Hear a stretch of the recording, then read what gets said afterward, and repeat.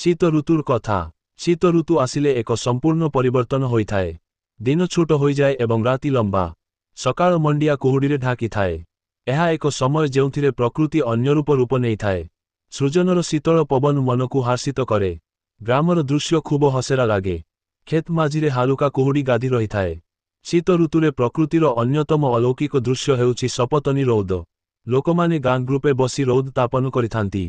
ସହର ଓ ଗ୍ରାମର ଲୋକମାନେ ଶୀତରେ ବିଭିନ୍ନ ପାକାଳାର ମଜା ନେଇଥାନ୍ତି। ପିଠା, ମୁହଁ ଲାଡୁ, କ୍ଷୀରି ଇତ୍ୟାଦି ସାହା ଶୀତର ସ୍ୱାଦ ସେମାନଙ୍କୁ ଆହୁରି ମାଧୁର୍ଯ୍ୟ ଦେଇଥାଏ। ଏହା ସମୟରେ ପାଳା ଗୀତ, ଯାତ୍ରା ଓ ମକର ମେଳା ଆୟୋଜିତ ହୁଏ। ଶୀତ ଋତୁ କୌଣସି କାର୍ଯ୍ୟ ନିମନ୍ତେ ଶ୍ରେଷ୍ଠ ସମୟ। ଛାତ୍ରଛାତ୍ରୀମାନେ ପଢ଼ାରେ ମନ ଲଗାନ୍ତି।